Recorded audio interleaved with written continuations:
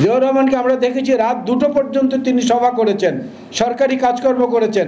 রাত 2টোর সময় বাসায় ফিরে গেছেন, পরদিন আবার সচিবালয়ে এসে উপস্থিত হয়েছেন সকাল 7:15টার মধ্যে, কারণ সচিবালয়ে তখন অফিস সময়সূচি ছিল সকাল 7:30টা থেকে, সকাল 7:30টা থেকে ছিল অফিস সময়সূচি। সকল মন্ত্রীদের আগে এসে তিনি দেখতেন কোন কোন মন্ত্রী তখন পর্যন্ত অনুপস্থিত।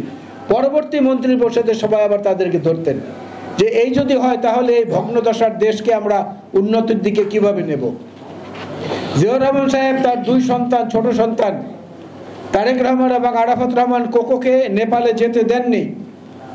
সার্ক গঠনের সময় নেপালের রাজা বীরেন্দ্র বাংলাদেশে এসেছিলেন তার স্ত্রী পুত্রদের সহ। তারেক সাহেব তখন তারা আবদার করেছিলেন বাবার কাছে যে নেপাল সফরে যাওয়া, আমাদেরকে নিয়ে চলো, তুমি আর আম্মু তো যাচ্ছ। জিয়াউর রহমান বলেছেন যে না, রাষ্ট্রীয় কোষাগারের অর্থ খরচ করে আমি নিতে পারবো না। তারেক সাহেব তখন বলেছিলেন বাবা, রাজা বীরেন্দ্র যদি তার পরিবার নিয়ে আসতে পারে, তুমি কেন আমাদের নিয়ে যেতে পারবে না? জিয়াউর রহমান উত্তর দিয়েছিলেন, তিনি তো রাজা আর আমি তো জনগণের চাকর, আমি পারবো না। এই জিনিসগুলো আমাদের আলোচনায় আসে না। আপনারা একটু দেখেন, পর্যালোচনা করে 1979 যে পার্লামেন্ট বাংলাদেশে, that was the richest parliament in the history of Bangladesh parliament.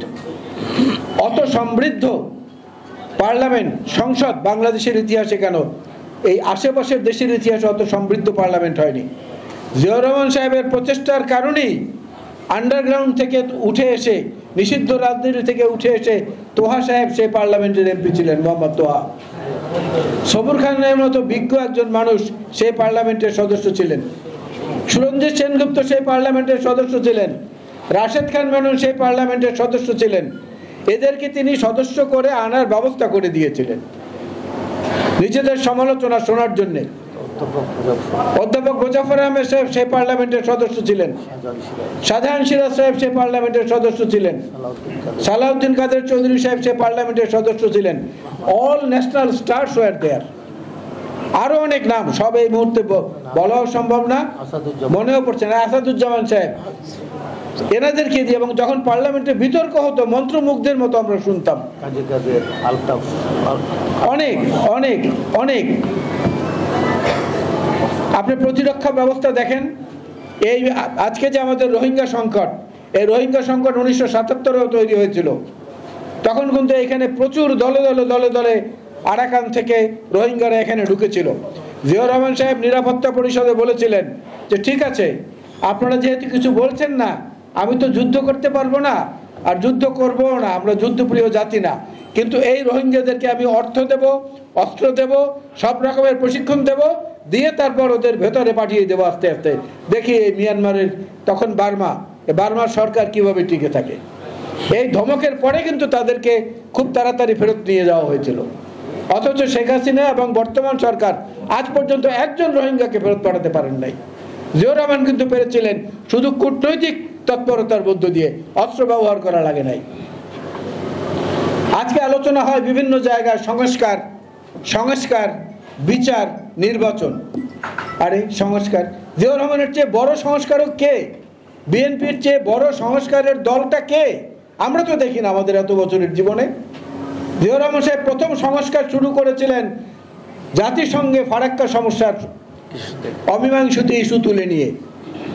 তিনি প্রথম সাহস দেখিয়েছেন যে আন্তর্জাতিক নদী কমিশনের নিয়ম অনুযায়ী গঙ্গার পানির ন্যায্য হিস্সা আমরা কেন পাবো না, এবং তার সেই কূটনৈতিক তৎপরতা এবং সাহসী পদক্ষেপের কারণে পরের বছরই ভারত বাংলাদেশের সঙ্গে ফারাক্কা গঙ্গার পানির ন্যায্য হিস্সা নিয়ে ভাগাভাগি করেছিল, এবং সেখানেই প্রথম গ্যারান্টি ক্লজ সংযুক্ত হয়েছিল আজ পর্যন্ত, যেটা অন্য কোনো সরকার পারেনি। এই গ্যারান্টি ক্লজের কারণে আমরা তখন আমাদের যথাযথ ন্যায্য পানির হিস্সা পেয়েছিলাম। That is a reformation. এর চেয়ে বড় সংস্কার উদাহরণ আর কি দেখবেন? জিয়াউর রহমান সাহেবের সংস্কার হচ্ছে সেইটা যে বলেছিলেন দক্ষিণ তালপট্টি আমাদের ছিল, আমাদের আছে, আমাদেরই থাকবে। এর চেয়ে বড় সংস্কার কোন বুকের পাটাওয়ালা নেতাকে এই দেশে আমরা দেখেছি? বরং আমরা দেখেছি এখানে বলা হয়েছে ভারতের সঙ্গে আমাদের নাকি স্বামী স্ত্রীর সম্পর্ক, সেটাও বলেছে আগের সরকারের পররাষ্ট্রমন্ত্রীরা। জিয়াউর রহমান সাহেব প্রথম দেখিয়েছেন এই দেশে যে আধুনিক প্রযুক্তির সঙ্গে সঙ্গে নিজেদের সম্পদকে, প্রাকৃতিক সম্পদকে কাজে লাগিয়ে কৃষি উৎপাদন কিভাবে বাড়ানো যায়, নিজের হাতে কোদাল দিয়ে খাল খনন করা শুরু করেছিলেন। এবং উলসি প্রকল্প দিয়ে যেদিন এটা তিনি শুরু করলেন, সেই দিন আব্দুর রহিম বাদ্যকর নামে একজন মানুষ, বাদ্যকর, উনি বিভিন্ন জারি গানের আসরে ঢোল পেটাতেন। এই আব্দুর রহমান বাদ্যকর, তিনি তার নিজের 1 একর জায়গা লিখে দিয়েছিলেন জিয়াউর রহমান সাহেবের নামে, যে এই এলাকায় আপনি খাল খনন করেন, কারণ এখান থেকে 3টি শাখামুখ থেকে নদীর সঙ্গে সংযুক্ত হয়েছে। এবং দেখেন, সে উলসি যদুনাথ প্রকল্পে আজকে সবচেয়ে বেশি সমৃদ্ধশালী ফসল উৎপাদনের একটি এলাকা বাংলাদেশে। এই যে ভিশন, এই যে দূরদৃষ্টি সম্পন্ন নেতৃত্ব, ইরাক ইরান যুদ্ধের সময় তার তৎপরতা, আজকে নিম গাছের কথা অনেকে বলেন আরাফার ময়দানে, হজের দিন সমাগত, জিলহজ মাস চলছে, এখন যদি কেউ সৌদি আরবে যান, শুধু আরাফাত নয়, মক্কা এবং মদিনা শরীফের সব জায়গায় দেখবেন নিম গাছের ছড়াছড়ি। বড় বড় সুপার মার্কেটগুলোতেও এই 1 মাস আগেও দেখে এসেছি, সব জায়গায় নিম গাছে ভরে গেছে। এই যে দূরদৃষ্টি সম্পন্ন তৎপরতা, জিয়াউর রহমানের সময় প্রথম চীন বাংলাদেশকে স্বীকৃতি দেয়, মার্কিন যুক্তরাষ্ট্র বাংলাদেশকে স্বীকৃতি দেয়, সৌদি আরব বাংলাদেশকে স্বীকৃতি দেয়। এবং জিয়াউর রহমানই প্রথম দেখিয়ে দিয়েছেন যে কিভাবে নিজেদের জনশক্তিকে সামরিক শক্তিতে রূপান্তরিত করা যায়। তিনি গ্রাম প্রতিরক্ষা বাহিনী করেছেন, যেটা এর আগে কারো মাথায় ছিল না।